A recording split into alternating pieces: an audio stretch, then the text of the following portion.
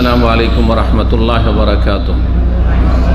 إن الحمد لله نحمده ونستعينه ونستغفره ونعوذ بالله من شرور أنفسنا ومن سيئات أعمالنا. من يهده الله فلا مضل له ومن يضلل فلا هادي له. وأشهد أن لا إله إلا الله وحده لا شريك له وأشهد أن محمدا عبده ورسوله صلى الله تعالى عليه وعلى آله وصحبه وسلم تسليما كثيرا. أما بعد.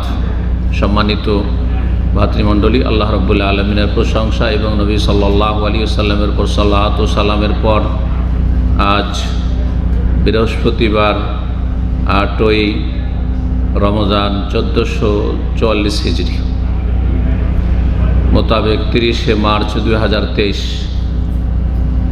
মাত্র কয়েকদিন আগেই শুরু করলাম। গত বৃহস্পতিবারে মাহে রমজান, দেখতে দেখতে 8 দিন শেষ। আর কয়েকদিন পরে 2 দশক শেষ হয়ে যাবে, তার কয়েকদিন পরে পুরো মাসটাই শেষ হয়ে যাবে। সত্যি আল্লাহ বলেছেন আইয়ামা মাদুদাত, মাত্র হাতে গোনা কয়েকটি দিন, মোটেই মুশকিল না। বরং আজকে মুসলিম যাদের ঈমান আছে তাদের ছাড়া, যাদের ঈমান নেই, যারা কাফির অমুসলিম কিন্তু তারা স্বাস্থ্য বিশেষজ্ঞ, চিকিৎসা সম্পর্কে তারা অভিজ্ঞ, তারা বহু রোগের চিকিৎসা বলছেন এই সিয়ামকে, রোজাকে। রোজা হচ্ছে অনেকগুলি রোগ থেকে মুক্তি লাভের উপায়। তারা পার্থিব দৃষ্টিকোণ থেকে রোজাকে দেখছে, আর আমরা ধর্মীয় দৃষ্টিকোণ থেকে রোজাকে দেখছি। এতে আমাদের দিনও হচ্ছে, দুনিয়াও হচ্ছে। আর ওদের যেটি চিন্তা চেতনা, সেটা যদি করেও এইরকম ধরনের তারা ডায়েট কন্ট্রোল, যেটা সম্ভব না। কারণ রোজা আপনি ইবাদত হিসাবে করছেন, রোজা আপনি ইবাদত হিসাবে করছেন। যতই ভালো খাবার থাক না কেন আপনার বাড়িতে, আপনি পানাহার করবেন না রোজার দিনে, কারণ আল্লাহ সন্তুষ্টির জন্য করছেন। আপনি আপনার নিয়তে ইখলাস, সততা আছে। পক্ষান্তরে একজন মানুষ সুস্থ থাকার জন্য যারা ডায়েট করে, একটু ভালো পেলে আর সামলাইতে পারেন, কারণ তার কাছে তার কোনো বাধা নেই। না বাধা আছে?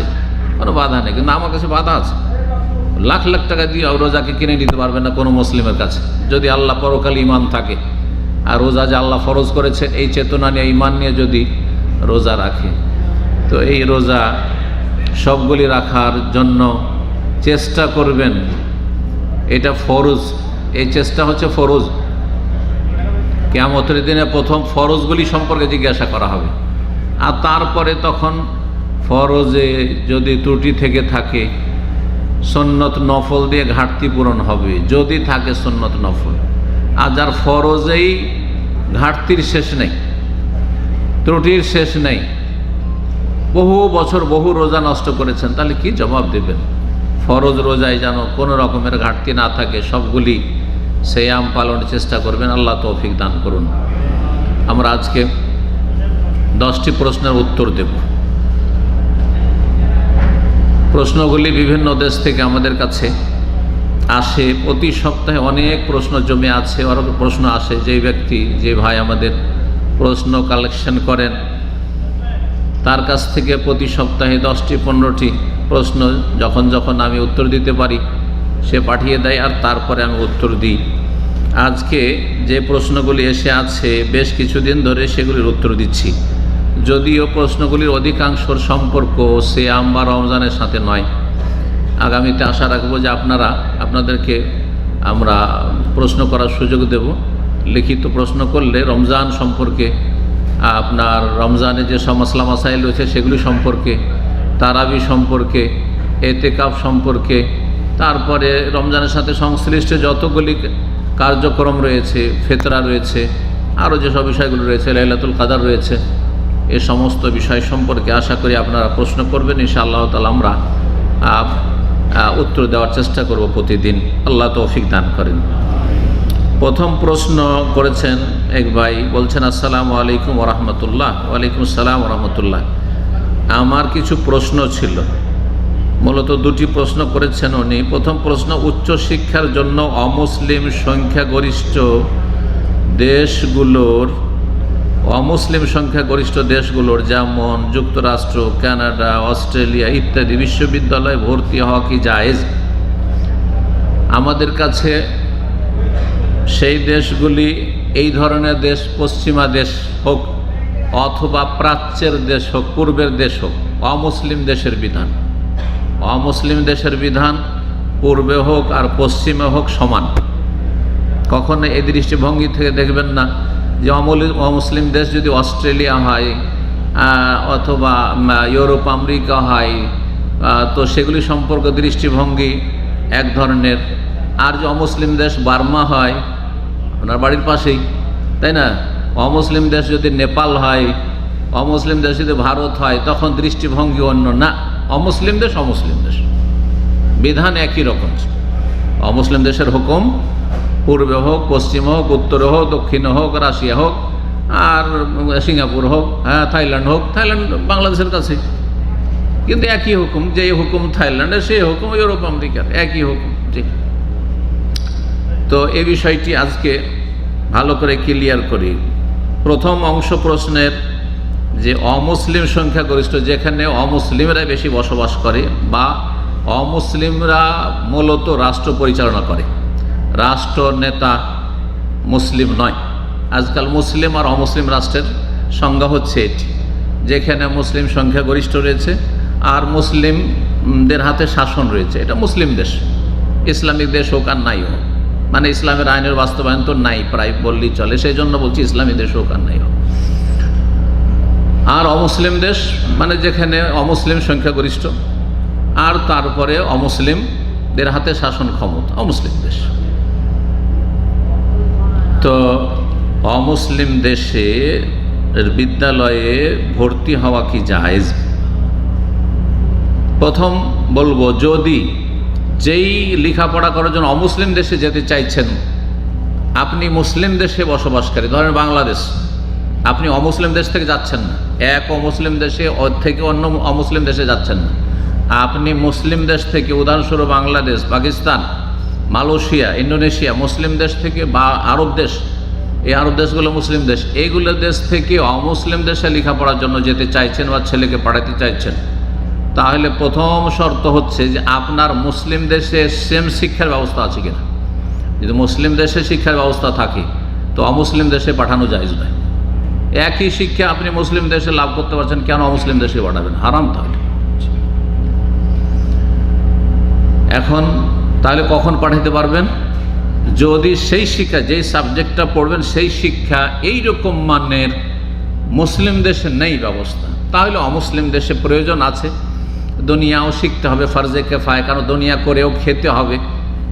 দেশের যে সব সমস্যাগুলি রয়েছে, পার্থিব সমস্যা, সেগুলির সমাধানে উচ্চশিক্ষিত কিছু হইতে হবে। সুতরাং প্রয়োজনের তাগিদে অমুসলিম দেশে যেতে পারবে, কিন্তু সবাই যেতে পারবে না। এই ক্ষেত্রে আরেকটি শর্ত শুনি। প্রথম শর্ত হচ্ছে কি বললাম, যে মুসলিম দেশে ওই শিক্ষার ব্যবস্থা নেই, তখন যাবেন, তার আগে যাবেন না। দ্বিতীয় শর্ত হচ্ছে যেই শিক্ষার্থী, ছাত্রীদেরকে বলবো না, কারণ মুসলিম মেয়েদেরকে আপনি অমুসলিম কাফের দেশে পড়তে পাঠাবেন মুসলিম দেশ থেকে, এটা রাস্তা প্রথমেই বন্ধ। সহশিক্ষা মুসলিম দেশেই হারাম, তো অমুসলিম দেশে কোথা থেকে আপনি পড়াবেন? মুসলিম দেশে কি সেপারেট শিক্ষার ব্যবস্থা আছে নাকি? সে মুসলিম ছেলেদের কথা বলছি। কোন ছেলে যেতে পারবে? যেই ছেলের কাছে এতটা দিনের জ্ঞান রয়েছে, যার দ্বারা ইয়াদফা বিহি শুবহাত, তার সামনে যে কাফেররা যেসব সংশয়, সন্দেহ, ইসলাম সম্পর্কে অভিযোগ উপস্থাপন করবে তাদের মিডিয়াগুলো, সেগুলিকে ধাক্কা দিতে পারে, সেগুলির প্রতিরোধ করতে পারে, ডিফেন্স করতে পারে। এতটা ইসলাম সম্পর্কে নলেজ থাকতে হবে যাতে করে অমুসলিমরা যখন ইসলামের বিরুদ্ধে কোনো কথা বলবে সেগুলি তার উপর যেন প্রভাব না ফেলতে পারে। কারণ সেখানে মেজরিটি নাস্তিক শিক্ষক, না হয় কাফের শিক্ষক। নাস্তিক কাফের আল্লাহ সম্পর্কে, আখেরাত সম্পর্কে, ধর্ম সম্পর্কে বিভিন্ন যখন সংশয় বলবে যে এগুলো ওই যুগের কথা, মধ্যযুগীয় কথা, তাই না? মুসলিমরা তো বলছে মধ্যযুগীয়, মুসলিম তো অবুঝ, কিছু বুঝে না, তো কাফের তো যা বলার তাই বলবে। এখন সেগুলির সে খণ্ডন করার মতো ক্ষমতা রাখে না, প্রভাবিত হয়ে যায়। তাহলে এমন মুসলিম ছেলের জন্য অমুসলিম দেশে পড়তে যাওয়া জায়েজ নাই। কয়টা স্কুল কলেজ ইউনিভার্সিটির ছেলেরা আছে যারা ইউরোপ আমেরিকা বা পূর্ব পশ্চিম, যারা জাপান বা চায়না পড়তে যাচ্ছে, তাদের ইসলাম সম্পর্কে এমন জ্ঞান আছে যা দিয়ে তাদের প্রতিরোধ করতে পারবে বাতিলের? নেই। এখানে পড়া শর্ত একটি, তারপরে 2 নম্বর শর্ত, 3 নম্বর আর একটা, সেটা হচ্ছে তার কাছে এতটা আল্লাভীরুতা থাকতে হবে, আমল থাকতে হবে, ধার্মিকতা থাকতে হবে। ইয়াদফা বিহি শাহওয়াত, তার সামনে যখন শাহওয়াত, অবাধ মেলামেশা, মদ, ঢালাওভাবে জেনা, ব্যভিচার, যেখানে সেখানে অশ্লীলতা, চারিদিকে যেদিকে তাকাচ্ছে অশ্লীলতা, অমুসলিম সভ্যতায়, সেগুলির ফিতনা থেকে নিজেকে বাঁচাতে পারবে তার তাকওয়া দিয়ে, তার ধার্মিকতা দিয়ে। কয়জন আছে কলেজ ইউনিভার্সিটি পড়ে, এতটা ইসলামের এলেম আছে আর এতটা তাকওয়া আছে, যাতে সেখানে গিয়ে পাপে পড়বে না, নারী ফিতনায় পড়বে না, মদের ফিতনায় পড়বে না, শুকুরের গোস্ত খাবে না, না খেয়ে থাকলে শুকুরের গোস্ত খাবে না। কয়জন আছে? আমার এক বাংলাদেশি ভাই ডাক্তার এখানে ছিলেন, 2005-06 সালের দিকে ছিলেন, আর এবং আমার সাথে খুব ঘনিষ্ঠ থাকতেন এবং প্রতিদিন ইফতার ক্যাম্পে বসতেন। ডাক্তার সোয়েব সাহেব, ঢাকায় বড় একটি মেডিকেল হাসপাতালের তিনি প্রধান হয়ে আছেন এখন, আল্লাহ তাকে সুস্থ রাখেন, আর ফুল দাড়ি, শেখ আলেমদের চাইতে বড় দাড়ি, মাশাআল্লাহ। তো তিনি বলছিলেন যে আমি 1 বছর অথবা তার বেশি ব্রিটেনে থেকেছি। বাড়ি থেকে, যে বাসা থেকে বেরোইতাম, তো কিছু নাস্তা পানি নিয়ে বেরোইতাম, আর যদি কিছু না থাক, সারাদিন আমি গোটা লন্ডন ঘুরে সারাদিন না খেয়ে শুধু চিংগাম বা আপনার চকলেট চিবিয়ে, চকলেট চুষে চলে আসতাম। কারণ কোনো আমি হোটেল পাচ্ছি না যেখানে আমি নিশ্চিত যেখানে হালাল খাবার পাবো। তাহলে যেখানে আপনার সন্দেহ আছে যে হালাল না হারাম, এখানে শুকুর গোস্ত তো দিয়ে দেবে না, কুকুর গোস্ত দিয়ে দেবেন না, সেখানে খাওয়াই যায় না। এতটা তাকওয়া কয়জনের আছে? 1001টাও নেই। কথা বুঝতে পেরেছেন তো? বিষয়টি বিস্তারিত বললাম, কারণ অমুসলিম দেশে এই ইন্টারন্যাশনাল স্কুল থেকে পাশ করলে, বাংলাদেশ স্কুল থেকে পাশ করলে, এখানে ইংলিশ মিডিয়াম পাশ করলে এখন আর বাংলাদেশ ফিরে যেতে চায় না। যারা যেসব ছেলেরা সৌদি আরবে পড়ে, সব যেতে চায় ও কাফের দেশে, কাফের দেশে। আর পয়সা আছে, বিদেশে ইনকাম করেছে, বাবা সারা জীবনের পয়সা, আর পয়সা কি দেশে পাঠাইতে পারেন না? একটা ছেলে, 2টা ছেলেকে পড়াইতে সমস্ত সারা জীবনের ইনকাম যা কিছু করেছে সব শেষ করে দিচ্ছে। বাস্তব কথা বলছি, আপনাদের এখানকার কথা বলছি, আল্লাহ হেফাজত করুন। তো যাই হোক, শর্তগুলি মনে থাকবে? জি হ্যাঁ। যদি সেই পড়ার প্রয়োজন থাকে যে অমুসলিম দেশ থেকে শিখতে হচ্ছে ওইটি, আর তার কাছে যথেষ্ট ইসলাম সম্পর্কে জ্ঞান আছে, তা দিয়ে ডিফেন্স করতে পারবে, তার তাকওয়া আছে, ধার্মিকতা আছে, তা দিয়ে ফিতনা ফাসাদ, নারী ফিতনা আর এইসব হারাম ফিতনা থেকে বাঁচাতে পারবে নিজেকে, তাহলে অস্থায়ী যেতে পারবে। অস্থায়ী যেতে পারবে, কি বললাম? অস্থায়ী যেতে পারবে। স্থায়ী যাওয়ার বিষয়টি এতক্ষণ চলছিল অস্থায়ী সম্পর্ক। স্থায়ী যাওয়া, স্থায়ীভাবে এখন গেলাম আমি ইউরোপে থেকে যাব, ওখানকার নাগরিকত্ব নিয়ে বাংলাদেশ ছেড়ে দিয়ে, সৌদি আরব ছেড়ে দিয়ে, দুবাই ছেড়ে দিয়ে, সিরিয়া ছেড়ে দিয়ে, মুসলিম দেশ ছেড়ে দিয়ে চলে যাব, গিয়ে আমি নেপালে থেকে যাব, আমি বার্মাতে থেকে যাব, আমি থাইল্যান্ডে সারা জীবন থেকে যাব, আমি ওখানকার নাগরিকত্ব নিয়ে নেব। এটা জায়েজ কি না? মুসলিম দেশ থেকে অমুসলিম দেশে হিজরত করে নাগরিকত্ব নেওয়া জায়েজ নাই, কোন অবস্থায় জায়েজ নাই, কোন অবস্থায়। যদি মুসলিম দেশের নাগরিক হন তাহলে জায়েজ নাই, অস্থায়ীভাবে জায়েজ, অস্থায়ীভাবে জায়েজ। তার একটা হচ্ছে শিক্ষা, আর একটা হচ্ছে দাওয়ার কাজ, দিনের দাওয়াতের কাজে আমি গেলাম 1 মাস, 2 মাস, 6 মাস, 1 বছর, 2 বছর থেকে দিনের দাওয়াত দিয়ে আল্লাহর সৃষ্টি মানুষ তারা অমুসলিম হয়ে আছে অথবা শিরক বিদআতে ডুবে আছে, বাংলা ভাষাভাষী আছে, তাদের হেদায়েত করার কোনো লোক না, আলেম ওলামা গেল আর তাদেরকে হেদায়েত করে তারপরে সেখান থেকে চলে আসবে। কিন্তু স্থায়ীভাবে সেখানে নাগরিকত্ব নেবে না, ওটাই জায়েজ না। এটা আমার জন্যও জায়েজ নাই, কথা বলছেন, আর আপনাদের জন্যও জায়েজ নাই। মুসলিম দেশ থেকে তা যাওয়া জায়েজই নেই। এখন থাকলো এক অমুসলিম দেশ থেকে আর এক অমুসলিম দেশে যাওয়া, এটা আর একটা মাসলা, দুটোতে পার্থক্য আছে। আপনি মুসলিম দেশ থেকে কাফের দেশে হিজরত করে যাচ্ছেন, স্থায়ীভাবে এটা জায়েজ না, কারণ আপনার কাছে উত্তম বিকল্প আছে। তারপরে মুসলিম দেশে একটা সামাজিকতা আছে, আল্লাহর ভয়ও আছে, সমাজের ভয় আছে, তারপরে সেখানে ইসলামিক পরিবেশ আছে, ইসলাম শিখার ব্যবস্থা আছে। বুঝতেই পারছেন, দেখেন যে একটা বাংলাদেশের মানুষ নামাজ পড়ে না, তারপর ইনশাআল্লাহ বলতে জানে, মাশাআল্লাহ বলতে জানে, সালাম আলাইকুম বলতে জানে, জানে কি জানে না? একক তো নামাজ পড়ে তারপরে জানে, কিন্তু কাফের দেশে বাস করবে এটা শিখতে পারবে? অত সহজ নয়, অত সহজ নয়। সেখানে নিজেকে হারিয়ে দিচ্ছে, ইহুদি খ্রিস্টানদের চাইতে নিকৃষ্ট হয়ে যাচ্ছে যে ওখানে। অমুসলিম দেশ থেকে অমুসলিম দেশে যাওয়ার ক্ষেত্রে হুকুম কি? এই ক্ষেত্রে দুটো অমুসলিম দেশের মধ্যে দেখতে হবে কোনখানে তা এই দুটো দেশ ছেড়ে বা অমুসলিম দেশগুলি ছেড়ে মুসলিম দেশে নাগরিক হওয়া যায় কিনা। প্রথম 1 নম্বরে দেখতে হবে যে অমুসলিম দেশে বাস ধরেন, কারো বাড়ি নেপালে বা ভারতে বা বার্মাতে, তাহলে কোনো মুসলিম দেশে যদি হিজরত করে সেখানে নাগরিকত্ব নিতে পারে, সেখানে চলে যাবে। কিন্তু আজকাল তেমন রাস্তা খোলা নেই, মুসলিম দেশে নাগরিকত্বের জন্য রাস্তা তেমন খোলা নেই, কিন্তু অমুসলিম দেশে নাগরিকত্বের জন্য রাস্তা ওপেন। হ্যাঁ, 2-3টা বছর গিয়ে অস্ট্রেলিয়া থাকেন, নাগরিক হয়ে গেল। 2-5টা বছর গিয়ে থাকেন আমেরিকা, ইউরোপে থাকেন, কোথাও গিয়ে ইটালি থাকেন, নাগরিক হয়ে গেলেন। কানাডা যান, হ্যাঁ, নাগরিক হয়ে যাচ্ছে। হচ্ছে না? এইরকম সুবিধাটা নাই, যেটা দুঃখজনক। আল্লাহ যেন সুযোগ করে দেন, যারা অন্তত ঈমান আমল বাঁচাতে চায়, যারা আখিরাতকে সুন্দর করতে চায়, তাদের জন্য আল্লাহ অসহায়, তাদের জন্য আল্লাহ ভালো ব্যবস্থা যেন করে দেন এবং রাস্তাকে যেন প্রশস্ত করেন। অমুসলিম দেশ থেকে মুসলিম দেশে যদি হিজরত করা সম্ভব হয়, তাহলে অমুসলিম দেশে বাস না করে মুসলিম দেশে হিজরত করে চলে আসতে হবে। যদি তা সম্ভব না হয়, অমুসলিম দেশে থাকতেই হবে, এটা বাস্তব। তাহলে দেখতে হবে যে 2-3টে অমুসলিম দেশের মধ্যে কোনটা আমার জন্য ভালো, আমার ঈমানের জন্য, আমার আমলের জন্য, আমার ইবাদত বন্দেগীর জন্য, আমার দ্বীনি শিক্ষা চর্চা করার জন্য, আমার দ্বীনের দাওয়াতের জন্য, আমার ছেলে মেয়েদেরকে মুসলিম করে রাখার জন্য কোন দেশটি ভালো। উদাহরণস্বরূপ বলতে পারেন, 2টো দেশের উদাহরণ দিই। একটা দেশ হচ্ছে ব্রিটেন আর একটা হচ্ছে ফ্রান্স।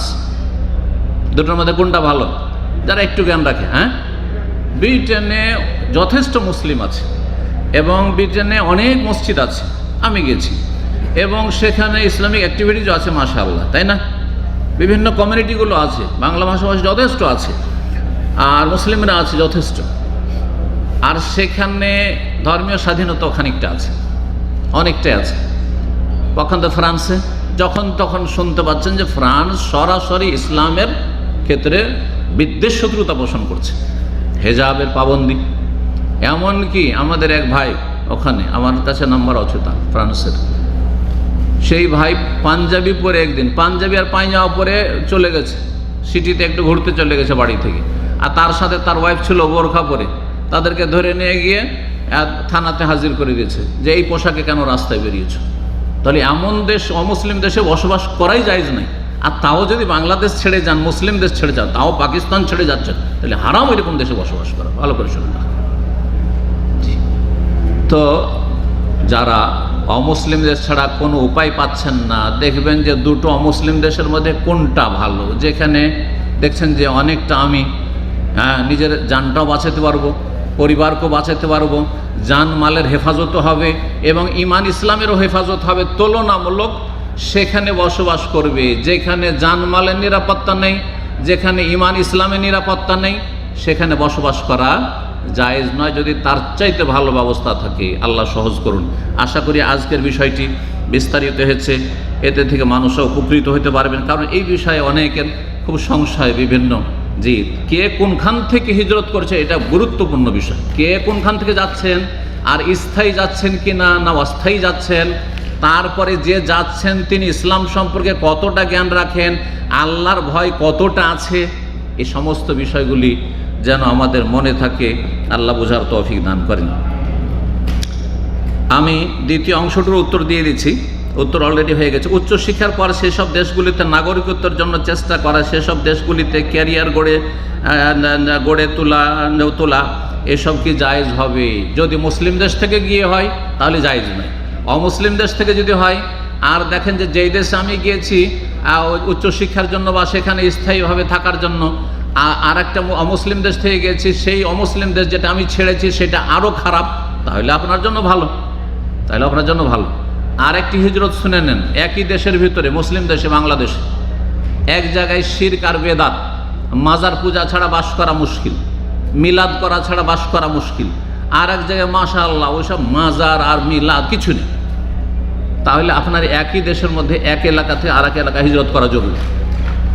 যদি আপনি দেখেন যে ওখানে আমাকে সহি নামাজ পড়তে দিচ্ছে না, আমাকে বেদাত করতে বাধ্য করছে, মাজারে ওরসে চাঁদা দিতে বাধ্য করছে, তাহলে সেই এলাকায় বসবাস করা জায়েজ নয়।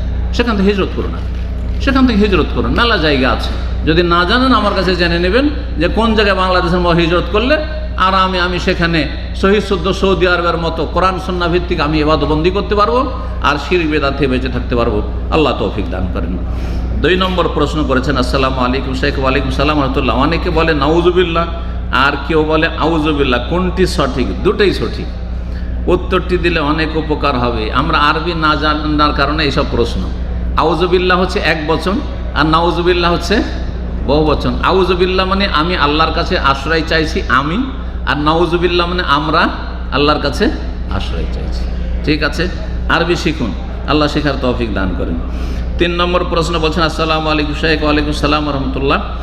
বলছেন, আমি বাংলাদেশ থেকে বলছি। আমার প্রশ্ন হলো, স্বামী যদি স্ত্রীকে তার মা বাবার কাছে না যেতে দেয়, স্ত্রীর বাবার বাড়ির লোকদের অপছন্দ করে, এক্ষেত্রে স্ত্রীর করণীয় কি? আপনাদের মধ্যে অনেকে আছে কিন্তু একদম আর্মি অফিসারের মতো অর্ডার দিয়ে রেখেছেন, আমার বিনা হুকুমে আমার বাড়ি থেকে তোর বাপের বাড়ি যদি পা দিস একেবারে তালাক তালাক তালাক। অনেকে কিন্তু আপনাদের এরকম আছে। মাসলা কি? বিয়ে করে নিয়েছেন সেই জন্য আর আপনার শ্বশুর বাড়ি তার মা বাবার সাথে দেখা করতে যেতে দেবেন না? না দিতে হবে? দিতে হবে। সবসময় দিতে হবে না? বিশেষ বিশেষ অবস্থায় দিতে হবে না? সবসময় যে কোনো অবস্থায় দিতে হবে না, বিশেষ বিশেষ ক্ষেত্রে দিতে হবে না।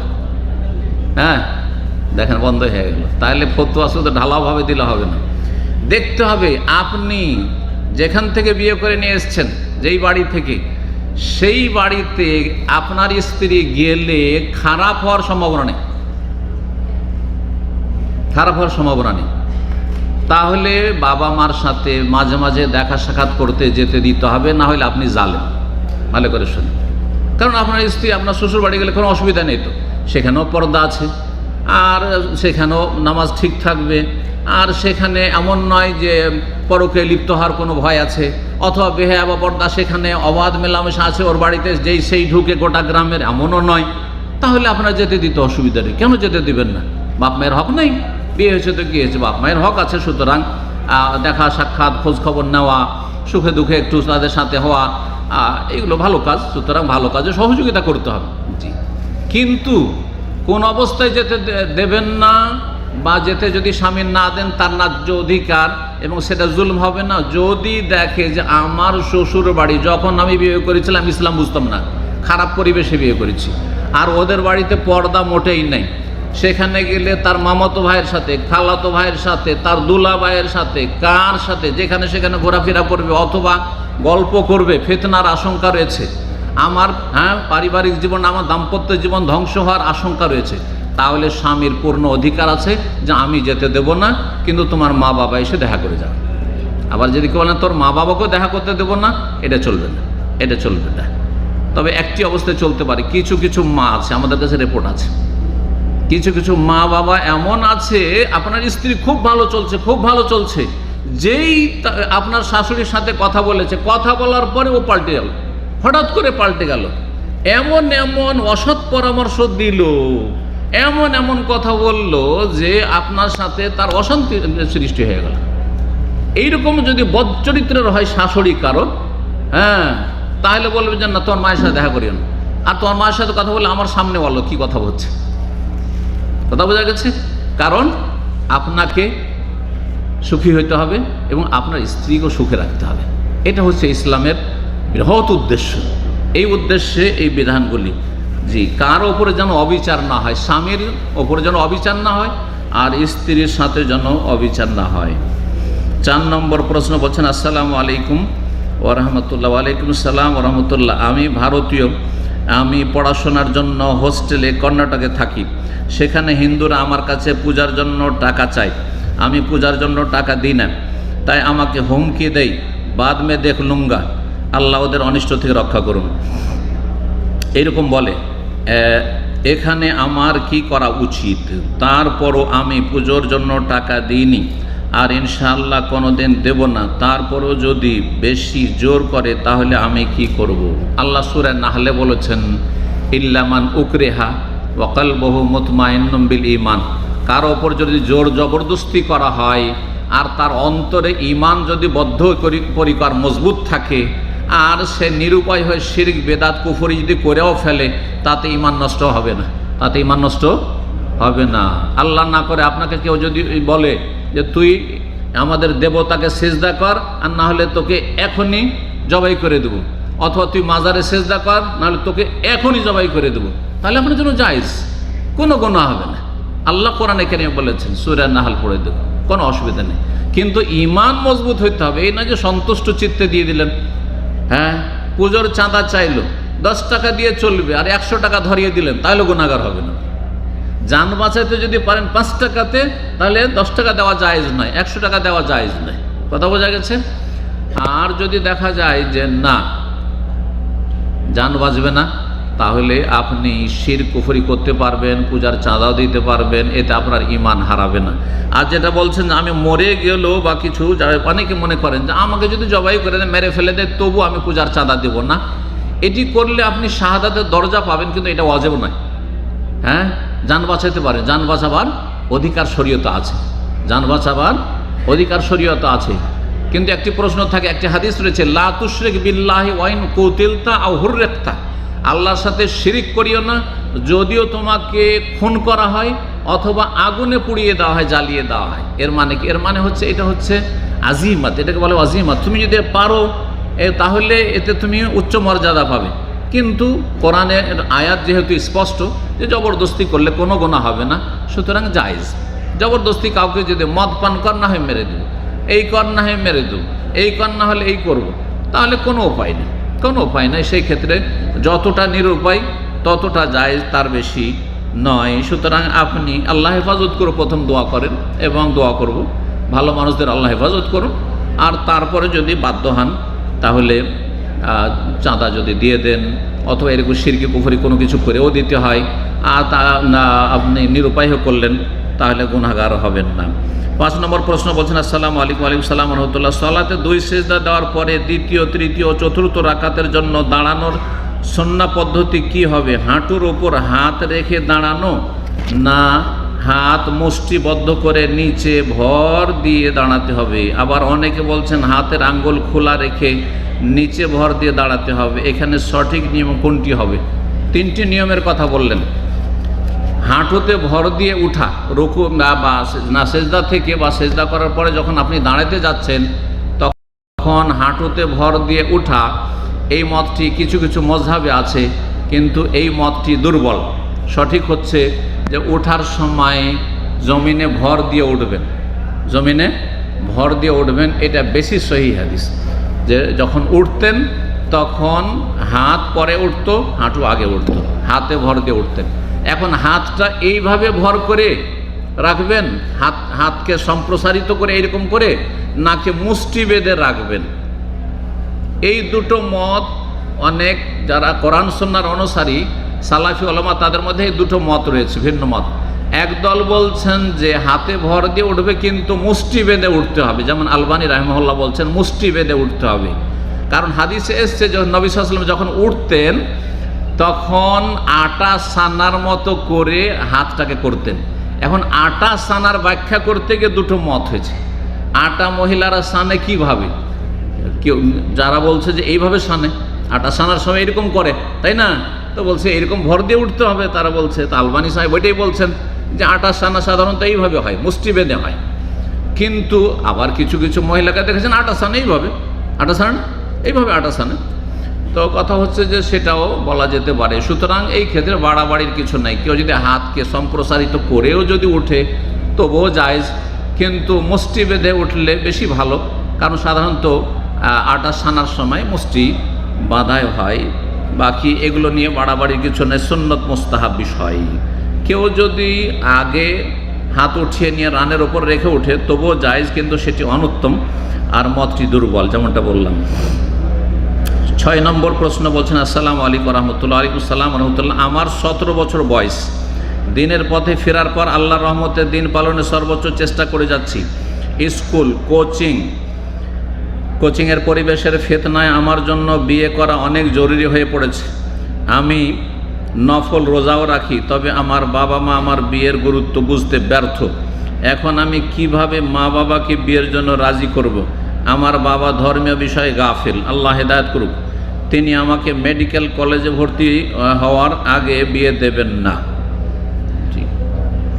এইরকম যদি পরিস্থিতি হয়, প্রথম কথা নবী সাল্লাল্লাহু আলাইহি ওয়াসাল্লাম বলেছেন, যুবকরা যুবতীরা যারা বিয়ের বয়স হয়ে গেছে, বিয়ে করতে পারছেন না, কি করতে বলেছেন? বিয়ে করতে পারলে বিয়ে করেন, আর যদি বিয়ে না করতে পারেন তাহলে বেশি বেশি রোজা সিয়াম পালন করতে পারেন। সোমবার বৃহস্পতিবার রোজা রাখেন, হ্যাঁ, আরও মাসে 13, 14, 15 চাঁদের তারিখ এগুলো রোজা রাখেন। আইয়ামে বেশি বেশি নফল রোজা রাখেন। সবচেয়ে বেশি রাখতে পারেন দাউদ আলাইহিস সালামের রোজা, যেমন হাদিসে আছে, সেটা হচ্ছে একদিন রোজা আর একদিন পানাহার, 6 মাস রোজা আর 6 মাস পানাহার, এইরকম করতে পারেন। এতে হবে কি যে গুনাহ থেকে বেঁচে থাকবেন, ছেলে হোক অথবা মেয়ে হোক, যুবক হোক অথবা যুবতী হোক। আর বাবা মাকে কিভাবে বুঝাবেন? সরাসরি বোঝানো সম্ভব যদি না হয় তো এমন ব্যক্তিকে দিয়ে বুঝাবেন যাদের কথায় বাবা মা বুঝবে। হয়তো খালাকে বলেন মাকে বোঝানোর জন্য, ফুফুকে বলেন বাবাকে বোঝানোর জন্য, চাচাকে বলেন, অথবা কোনো আলেম, ভালো আলেম আছে, যে ভালো আলেমের কথা হয়তো আপনার বাবা মানবে, মা মানবে, তাদেরকে দিয়ে বুঝান যে ছেলে মেয়েদের বিয়ে দিয়ে দেন। জানি না প্রশ্নকারী ছেলে না মেয়ে, কিন্তু সবার ক্ষেত্রে সেটা প্রযোজ্য। এইভাবে যার বিয়ের প্রয়োজন, গুনাহ থেকে বাঁচতে পারছেন না, তাহলে বিয়ে করা জরুরি। আর বিয়ে না করতে পারলে রোজা রাখবেন এবং আল্লাহর কাছে সাহায্য কামনা করেন, সহশিক্ষা থেকে বেঁচে থাকার চেষ্টা করেন। আল্লাহ তৌফিক দান করুন। 7 নম্বর প্রশ্ন। আসসালামু আলাইকুম রহমতুল্লাহ। ওয়ালাইকুম আসসালাম রহমতুল্লাহ। বলছেন প্রশ্নকারী, মহিলারা মসজিদুল হারামে এতেকাফ নিতে পারবে কি না? মসজিদে হারামে, মসজিদে নববীতে, দুনিয়ার যে কোনো মসজিদে মহিলারা এতেকাফ করতে পারবে। মহিলাদের বাড়িতে এতেকাফ নেই। ভালো করে শুনেন, আমাদের তবলিগি সমাজে বাড়িতে এতেকাফ বসে যায় মহিলারা, যায় না মাঝে নিজের বাড়িতে এতেকাফ বসে গেলে একেবারে ভুলে। এইরকম এতেকাফ হবে না, কোথাও না, কোনো হাদিস দ্বারা প্রমাণিত না যে কোন সাহাবী মহিলা নিজের বাড়িতে মুসাল্লাতে এতেকাফ করতেন। বরং নবী সাল্লাল্লাহু আলাইহি ওয়াসাল্লামের বিবিগণ সবাই মসজিদ নববীতে নিজের নিজের ঘেরা পর্দার ব্যবস্থা করেছিলেন এতেকাফ করার জন্য, যে হাদিসে রয়েছে। সুতরাং মসজিদেই এতেকাফ, মসজিদ ছাড়া এতেকাফ হয় না। কোরআনে কারীম আল্লাহ বলেছেন, ওয়ালা তুবাশিরুহুন্না ওয়া আনতুম আকিফুনা ফিল মাসাজিদ। আকিফুন, এতেকাফ অবস্থায় তোমরা যখন থাকবে মসজিদে, তাহলে বোঝা গেল এতেকাফ কোথায় হয়? মসজিদে হয়। জি, মসজিদ ছাড়া এতেকাফ হয় না। এখন মসজিদে হারামে এতেকাফ যেমন পুরুষরা করতে পারে, মহিলা সেকশনে করবে। একাকার হয়ে কোনো জায়গায় জায়েজ না, কোনো জায়গায় জায়েজ না। কিন্তু মহিলা সেকশন আলাদা যদি থাকে, যেখানে পর্দা করা আছে, ঘেরা আছে মসজিদে হারামে, আলহামদুলিল্লাহ, তো সেখানে এতেকাফ করবেন মহিলারা, কোনো অসুবিধা নেই। তারপরে বলছেন যে যদি পারে তবে ঘুম আর গোসলের জন্য হোটেলে কি আসতে পারবে? বলেন, মক্কায় কোনো মহিলা গিয়ে এতেকাফ করছে, ঘুমাবার জন্য আর গোসল করার জন্য হোটেলে আসতে পারবে কি না? হ্যাঁ, গোসলের জন্য আসতে পারবে না? হ্যাঁ, গোসলের জন্য কোথায় করবে? হারামের ভিতরে গোসলের জায়গা আছে না? 10 দিন গোসল করবে না, বলছেন না 10 দিন গোসল করিও না, বিনা গোসলে থাকো নাকি? এটা তো শরীয়ত বলে না। কোথায় গোসল করবে? মানে উজুখানাতে? তো উজুখানা আর বাসা পার্থক্য কি? বরং বাসার বাথরুমে গিয়ে যদি গোসল করে আসে, ওটা আরও বেশি পর্দার মধ্যে গোসল করে আসবে, কথা ঠিক না? তো যাই হোক, এই যে প্রশ্নকারী প্রশ্ন করেছেন দুটো কথা, ঘুমাবার জন্য আর কিসের জন্য? গোসলের জন্য হোটেলে আসতে পারবে কি না? আমি উত্তরে বলবো গোসলের জন্য আসতে পারবে, কিন্তু ঘুমাবার জন্য আসতে পারবে না। ঘুমাতে হবে কোথায়? মসজিদেই ঘুমাইতে হবে। ঘুমাবার জন্য নিরাপদ জায়গা যদি না থাকে তো এতেকাফ করা যায় না। কোনো মসজিদে ধরেন নামাজ পড়ার জন্য নিরাপদ, কিন্তু ঘুমাবার জন্য নিরাপদ না। সবাই যখন মুসল্লিরা চলে যায়, কি জানি মসজিদে কে ঢুকে যায়, তাহলে ওখানে এতেকাফ করা মহিলাদের জন্য জায়েজ না। কথা বোঝা গেছে? ঘুমাতে হবে মসজিদেই, ইবাদত করতে হবে মসজিদেই, অবস্থান করতে হবে মসজিদে। মানুষের প্রাকৃতিক প্রয়োজন পুরা করার জন্য বাইরে যেতে পারবে, বাইরে যেতে পারবে। প্রাকৃতিক প্রয়োজন কি? পেশাব পায়খানার জন্য, তার মধ্যে একটা গোসল, ফরজ হোক আর সুন্নত হোক আর এমনি হোক, একটু ফ্রেশ হওয়া হোক, শরীর থেকে গন্ধ দূর করা হোক, গোসলের জন্য যেতে পারবে।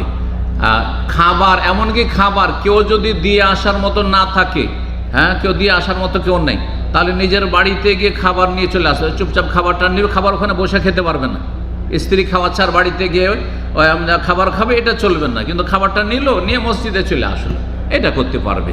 তারপরে বাথরুমে যাচ্ছে, বাড়ির পিছন থেকে বাথরুম আছে, ধরেন মসজিদে বাথরুম নেই, অসুবিধা নেই, বাড়িতে হেঁটে যাবে, দাঁড়িয়ে গল্প করবে না, চলতে চলতে কারোর সাথে কথা বললে কোনো অসুবিধা নেই এতেকাফ অবস্থায়। জি, তো এই হচ্ছে তার উত্তর।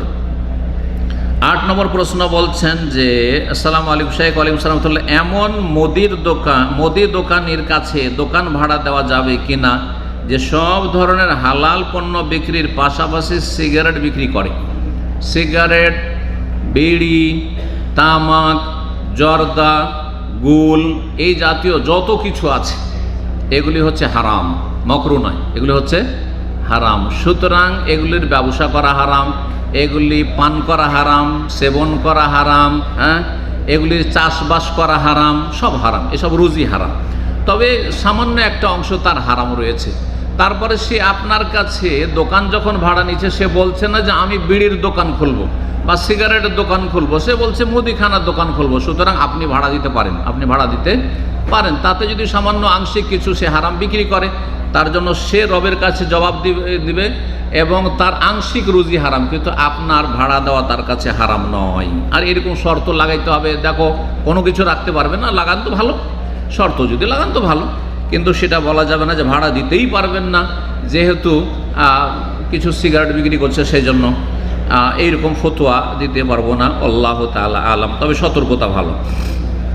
9 নম্বর প্রশ্ন বলছেন, শেখ আসসালামু আলাইকুম, আমাদের এলাকার মধ্যে মাজার রয়েছে এবং এখানে ওরস করা হয় এবং মিলাদুন নবী করা হয়। সবার থেকে বাধ্যতামূলক ওরস এবং মিলাদুন নবীর চাঁদা দিতে হয়, পূজার চাঁদার মতো।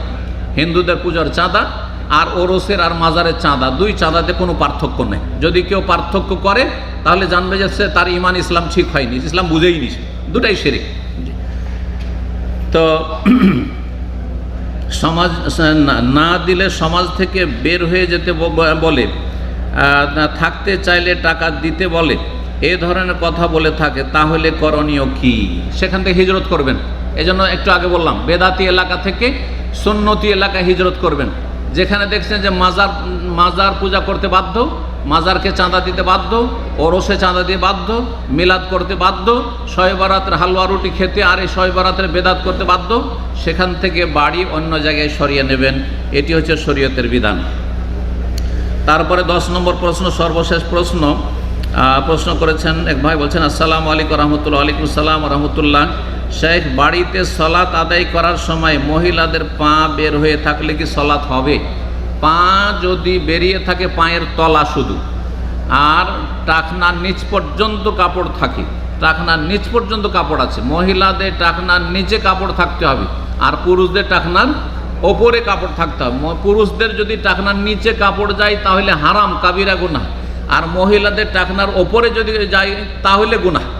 ভালো করে শুনে রাখেন, তাহলে তারা বেহায়া বেপরদা। সুতরাং টাকনার নিচে কাপড় থাকবে, মাটি বরাবর থাকবে, আর তারপরে সেজদা যাওয়ার সময় যদি পায়ের তলা খুলে যায় তাতে সলাত হয়ে যাবে ইনশাআল্লাহ। সঠিক মত এটি, যদিও কিছু কিছু ওলামা যেমন শাইখ ইবনে বাজ রাহিমাহুল্লাহ বলছেন না, পায়ের মোজা পরতে হবে, কিন্তু পায়ের মোজা সলাত অবস্থায় বাধ্যতামূলক, এই ফতোয়ার পিছনে শক্ত কোনো দলিল নেই।